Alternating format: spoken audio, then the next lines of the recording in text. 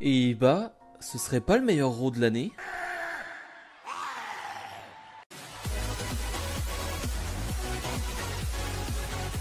Et bonjour à tous, on se retrouve aujourd'hui pour les résultats de Raw du 21 juin 2021. Le show qui débute avec le champion de la WWE, Bobby Lashley, qui se félicite d'avoir battu Drew McIntyre hier lors de Hell in a Cell dans un super combat. Il va dire que Drew McIntyre l'a poussé jusqu'au bout de lui-même, hein, mais finalement, même le meilleur Drew McIntyre, il n'arrive pas à gagner contre lui.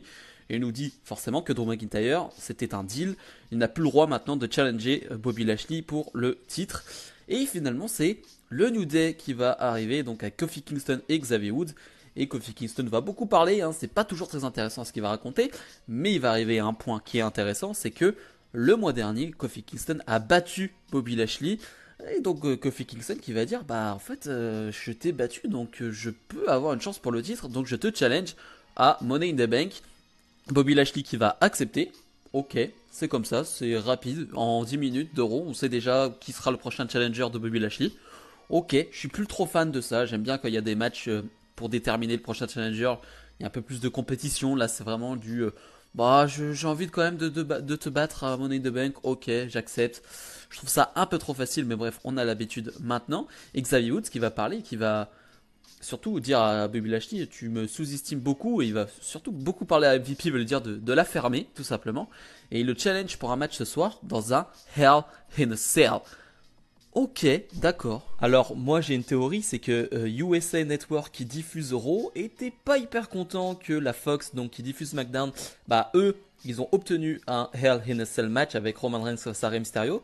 Donc je pense qu'ils ont demandé un Hell in a Cell match. En tout cas c'est ce que je suppose, hein, on verra les news après plus tard. Mais voilà, c'est ce que je suppose. Donc voilà, on a un match Hell in a Cell à Raw. C'est plutôt pas mal, non? Match de qualification pour Money in the Bank. Ricochet face à AJ Styles. Les matchs de qualification pour le Money in the Bank, ça sera un peu le thème des prochaines semaines de ce Raw d'aujourd'hui aussi. Et c'est cool. Voilà, ça rajoute un peu d'enjeu et des matchs intéressants pour les semaines qui viennent. Donc c'est très très bien. Donc on a ce combat. C'est trop bien, c'est juste trop bien en fait. Qu'est-ce que vous voulez que je vous dise? C'est-à-dire que t'as un combat de 10 minutes entre Ricochet et AJ Styles. Bon, j'aurais aimé que ça dure 20 minutes, mais bon, on peut pas tout avoir non plus. C'est trop bien. Quand t'as deux excellents, voire deux exceptionnels catcheurs tels que Ricochet et AJ Styles, forcément t'obtiens ce genre de match en fait, tout simplement, où c'est vraiment cool. Je suis vraiment content de voir Ricochet dans un match de plus de 10 minutes à Raw. Ça c'est très rare, donc j'en profite.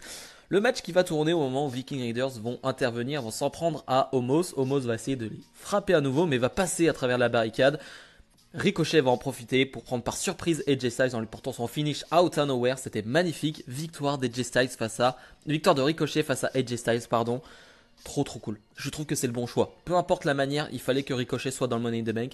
Il n'y avait pas besoin pour AJ Styles d'être dans le Money in the Bank. Lui, il a son titre par équipe. Voilà, il va le défendre.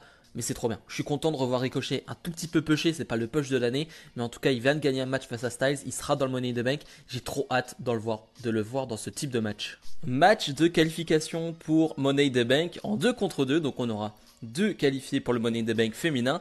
Asuka et Naomi face à Eva Marie et Doudrop. Voilà, on nous a donné son nom à Piper Niven, hein, du côté de NXT UK. C'est Doudrop. Alors, à ce que j'ai compris, Doudrop, ça a une signification pas très positive. J'ai essayé de chercher une traduction. J'ai pas vraiment trouvé quelque chose de très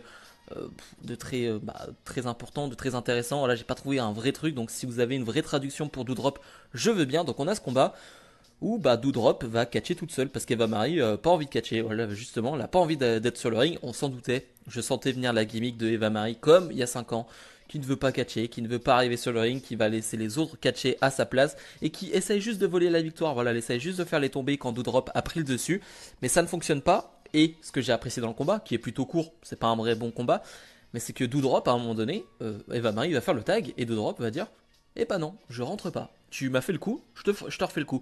Et ça j'aime bien parce que j'avais peur. La semaine dernière, on avait peur.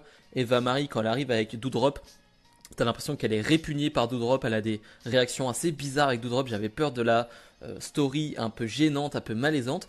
Et là, non. Doudrop, elle prend le dessus sur Eva Marie. Elle lui dit ah ouais, tu me prends pour une conne. Et je fais pareil que toi, tout simplement. Et ça, j'ai bien aimé. Naomi va en profiter pour gagner ce combat. Donc, Asuka et Naomi seront dans le Money in the Bank. Et ça, c'est une très très bonne chose. Adam Pearce et Sonya Deville sont sur le ring pour parler de ce qui s'est passé à Hell in a Cell entre Rhea Ripley et Charlotte Flair. Une Rhea Ripley qui était championne et qui l'est encore justement parce qu'elle s'est fait disqualifier à Hell in a Cell. Et donc il faut en parler.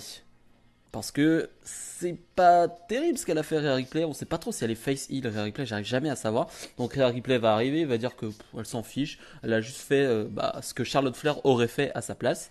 Charlotte Flair arrive et va dire pour une fois je te trouve intelligente Rhea, parce qu'en fait c'est peut-être ce que j'aurais fait aussi à ta place. Mais bref, en tout cas, je veux un rematch. Adam Pearce et Sonya Deville vont lui donner un rematch à Money in the Bank. On aura encore Rhea Ripley face à Charlotte Flair. C'est pas terrible dans le sens où j'ai pas kiffé forcément leur match à Hell in a Cell. Je suis pas embarqué dans cette feud. Je vais attendre de voir comment ils vont reconstruire cela, mais je suis pas emballé. Je suis vraiment pas emballé. Alors il y aura public pour embellir tout ça et ce sera très bien. Mais voilà, sur le papier, je suis pas très emballé. Match de qualification pour le Money in the Bank. Randy Orton face à John Morrison. Je parlais d'affiches fraîches. Là pour le coup c'est assez frais. Alors même si je ne sais pas s'ils se sont déjà affrontés dans les années 2008-2009, parce que quand John Morrison était là, je ne sais pas. En tout cas, depuis qu'il est revenu, John Morrison, je crois que c'est la première fois vraiment qu'ils s'affrontent. Et c'est frais, j'aime bien vraiment. Et pourtant, c'est deux quarantenaires, donc je dis c'est frais, mais dans cette spécificité de on les a jamais vus combattre, mais c'est vrai que c'est deux anciens. En tout cas le match est bon, vraiment c'est un bon match qui est assez long. Donc encore une fois je parlais de Ricochet qui a un match long à Raw, et là on a un match long de John Morrison à Raw, et ça j'adore vraiment. John Morrison qui va faire vraiment un super combat, mais en même temps John Morrison depuis qu'il est de retour, il n'y a pas un mauvais combat, tout simplement, faut le dire, c'est toujours excellent. Donc pour le coup on a ce combat, on va avoir des interventions de John Morrison, de The Miz qui fait n'importe quoi autour du ring, il me fait mourir de rire sur son fauteuil roulant, il va jeter de l'eau sur Orton, Riddle va arriver pour un peu lui aussi jouer sa carte de il y a The Miz qui est là, donc moi aussi je suis là pour aider Orton, mais ça ne va pas fonctionner parce que Orton va se faire surprendre et John Morrison va remporter ce combat. Et oui, c'est une grosse news quand même, John Morrison qui bat Randy Orton dans un match à Raw. Et j'aime bien Orton qui fait le job, Orton, on a souvent dit, oui, Orton, il push jamais personne. Là, quand même, il donne une grosse victoire à John Morrison qui se qualifie pour le Money in the Bank. Je trouve que c'est parfait, c'est vraiment le choix parfait. Nouveau match de qualification pour le Money in the Bank, Alexa Bliss et Nikki Cross face à Nia Jax et Shayna Baszler.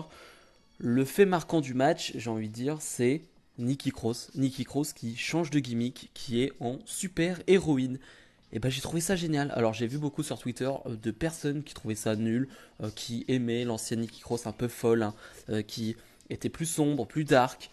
Et moi c'est tout l'inverse, c'est-à-dire que je n'aime pas trop l'ancienne Nikki Cross. Je suis pas un grand fan de Nikki Cross de base par rapport à son in-ring, mais disons que sa gimmick de base, je m'en fiche un peu. Et là d'avoir une super héroïne, alors oui, ça va plaire aux enfants, oui ça va plaire à certaines personnes, mais je trouve que ça va mieux à sa personnalité qui sourit tout le temps, qui est très enjouée, qui est toujours très contente.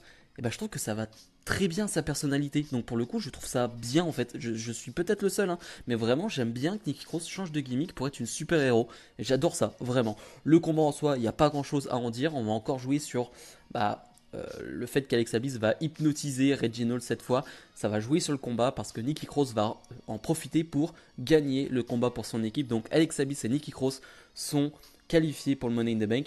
Mais voilà, vraiment c'est le fait marquant, c'est Nikki Cross qui change de gimmick et moi pour le coup j'ai vraiment aimé ça. Dernier match de qualification pour le Money in the Bank de la soirée. Matt Riddle fait face à Drew McIntyre, un McIntyre qui va être affaibli parce que oui, on sort du Hell in a Cell et à Hell in a Cell, Drew McIntyre a pris cher, voilà, son dos a pris cher et il va bien le vendre pendant tout le combat, ce qui fait qu'on a vraiment un McIntyre qui va être pas blessé mais qui va être très affaibli, et Matt Riddle va vraiment en profiter, ce qui donne vraiment un super combat. Vraiment, si vous aimez les souplexes, vous allez adorer ce combat. Il y a des souplexes, des projections, en veux-tu, en voilà, de la puissance des deux côtés. Vraiment, on montre la puissance des deux catcheurs parce que Matt Riddle est quelqu'un de très puissant. McIntyre, on le sait, mais Riddle est capable quand même athlétiquement d'être très impressionnant. Donc vraiment, ça donne un super combat.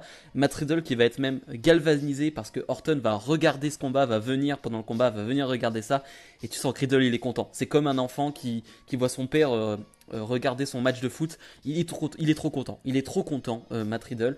Et Matt Riddle va créer la surprise en gagnant ce combat avec un roll-up. Ok, Matt Riddle qualifié pour le Money in the Bank, c'est trop bien. C'est vraiment trop bien là aussi. Je sais que c'est le mot de la soirée là aussi, mais je trouve qu'il n'y a que des bons choix qui ont été faits quasiment. Et ça fait plaisir, de la fraîcheur là aussi. à McIntyre qui enchaîne les défaites.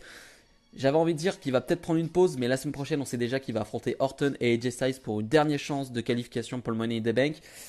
Je sais pas, j'ai envie qu'il perde et qu'il prenne du temps, qu'il se reconstruise et qu'il revienne avec sa musique Broken Dreams. Voilà, ça c'est un rêve, bien évidemment. Mais en tout cas, j'ai envie que Drew McIntyre soit un peu plus écarté, qu'il prenne du time off carrément. Mais voilà, bref. En tout cas, après le match, Matt Riddle et Orton, c'est un peu bizarre. C'est-à-dire que Orton va pas vouloir faire le petit check avec Riddle. Hein. Il est assez énervé, je pense, Orton. Hein. C'est toujours l'ego de Orton qui n'est pas qualifié pour le Money in the Bank alors qu'il voit son coéquipier qualifié.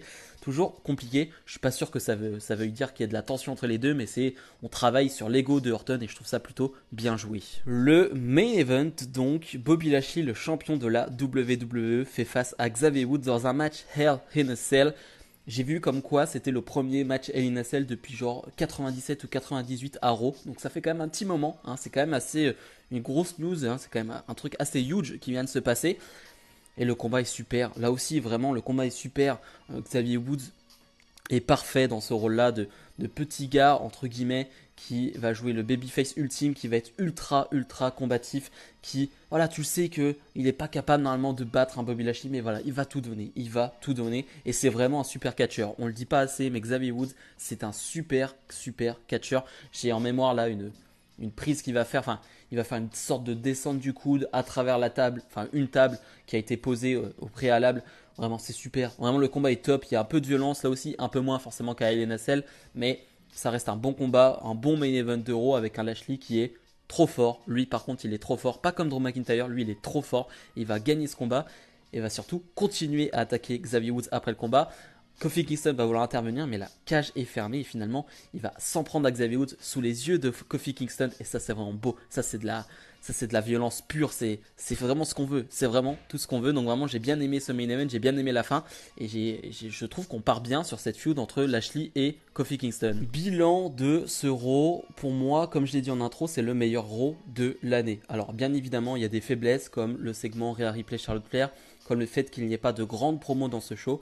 Mais si je parle juste de catch, eh ben, j'ai eu de grands matchs. Vraiment, j'ai eu du super combat, de la fraîcheur, des combats assez nouveaux. Et ça, vraiment, j'apprécie. Il n'y a pas de longueur, il n'y a pas de moment où je me dis, oh, qu'est-ce que je regarde, c'est nul. Non, pour le coup, j'apprécie vraiment quasi tout le show. Et ça, c'est quand même très rare sur 3 heures d'Euro. Donc, bref, j'ai vraiment apprécié ce show. J'espère que ça va continuer.